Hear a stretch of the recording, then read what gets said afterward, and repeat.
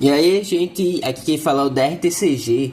E uma coisa que eu gosto bastante sobre a franquia de Pokémon como um todo é o fato dela ser uma franquia que é bastante diversificada. Ela tem tantos os jogos modernos, os jogos clássicos, tem o anime, a qual a gente pode acompanhar, e até outras mídias alternativas.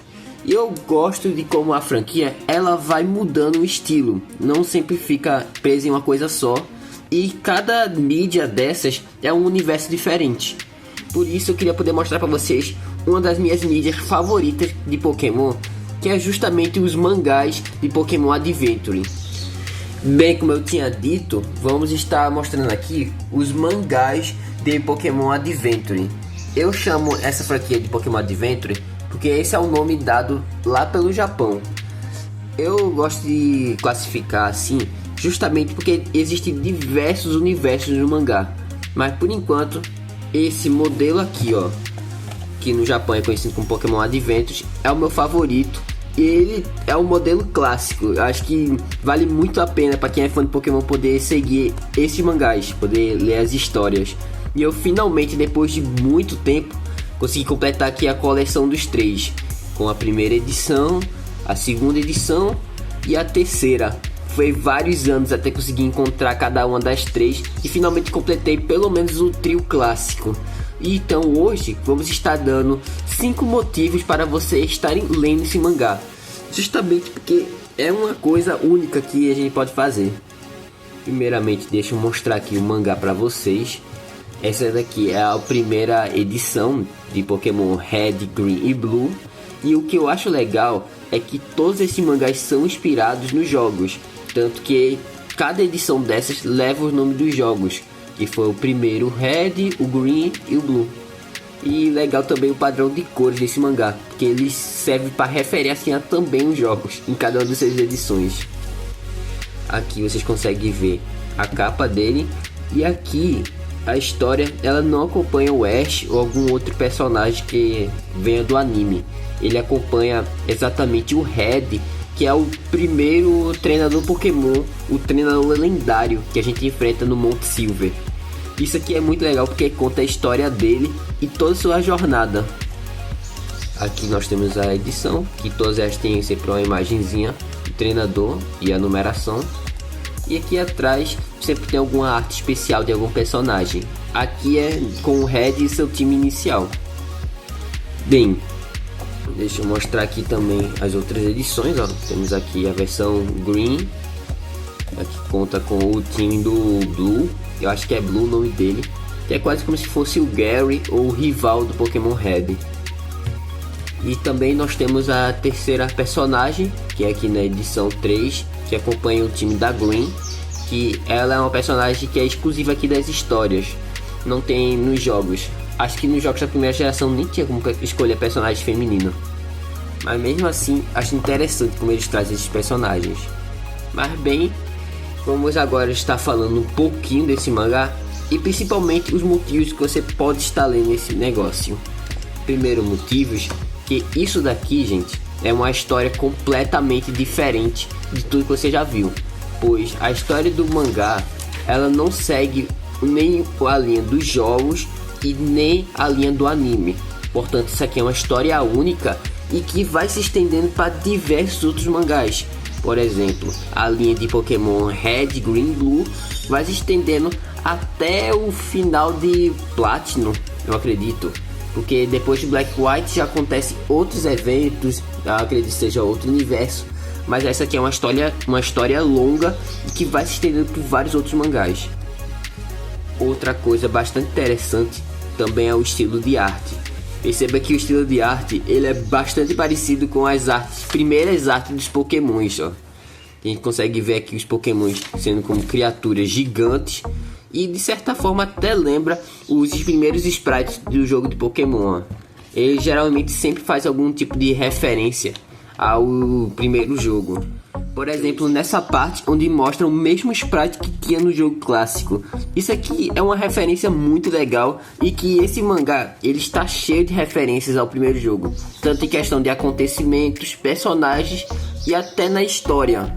Claro que a história não é exatamente igual os acontecimentos do jogo, mas de certa forma são bem parecidas e podem ser interessantes principalmente para quem já jogou os jogos.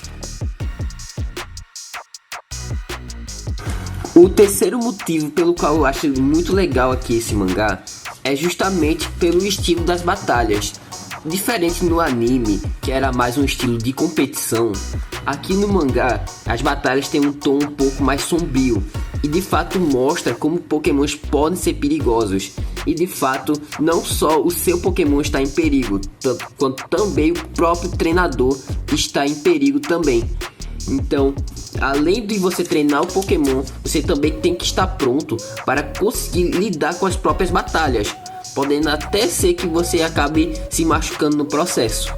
E o mangá ele mostra bastante essa seriedade, principalmente em batalhas de ginásio ou contra os comandantes da equipe Rocket.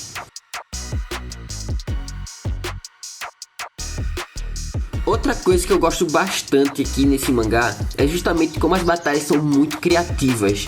Como no jogo, a gente segue um estilo de turnos, onde cada pessoa tem o seu próprio turno para atacar. Já no mangá não tem como fazer nada relacionado a turnos. Então, os jogadores precisam ter criatividade para poder enfrentar certos tipos de Pokémons. Deixa eu pegar aqui, por exemplo, a batalha contra o Mewtwo, que honestamente é uma das minhas batalhas favoritas.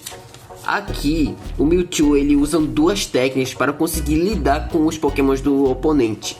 Quando são muitos Pokémons que ele enfrenta de uma vez só, ele acaba utilizando um tipo de furacão psíquico para conseguir lidar com todos eles de uma vez só.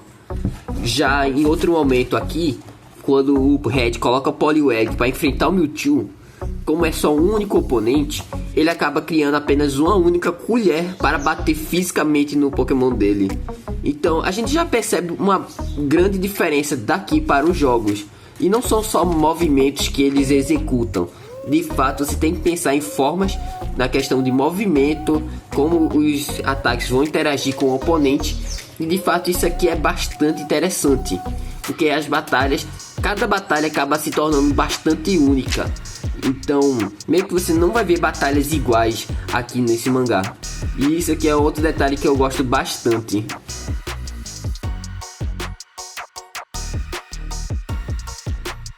Já o último ponto que eu gostaria de trazer aqui é justamente a questão do desenvolvimento do personagem. Aqui, como é a primeira história, trata da história do Red, que ele começou como um novato, já com um pouquinho de experiência com Pokémons, mas à medida que ele foi batalhando com líderes de ginásios, chefes da equipe Rocket e entre outros desafios muito mais perigosos, a gente percebe que comparando o Red do primeiro mangá com o Red do último, que acabou enfrentando o seu próprio rival na liga, deixa eu pegar aqui para mostrar para vocês, a gente percebe uma grandíssima diferença, já que ele começou a de fato pensar de uma forma mais estratégica, principalmente conseguindo combinar as habilidades de ambos seus Pokémons para conseguir enfrentar o oponente. Aqui nós temos uma das batalhas que eu mais gosto, que é justamente na final da Liga Índico, onde ele enfrentou o Charizard do rival dele. E sim, nesse mangá aqui, ele acaba não pegando o Charizard. O seu inicial é o Venossauro, e mesmo em desvantagem, ele conseguiu vencer o adversário que era bem mais poderoso que ele. E aqui também nós temos uma outra referência ao jogo clássico. Quem lembra dessa cena aqui, onde tá todos os 3 protagonistas junto com seus Pokémons iniciais totalmente evoluídos. Bem, é uma experiência bastante divertida ler aqui os mangás e eu recomendo bastante, principalmente se você gosta muito dos jogos Pokémon. Bem, esse aqui foi os mangás de Pokémons. Eu recomendo muito vocês darem uma olhada, principalmente se vocês gostam dos jogos ou se querem ver uma mídia diferente de Pokémon.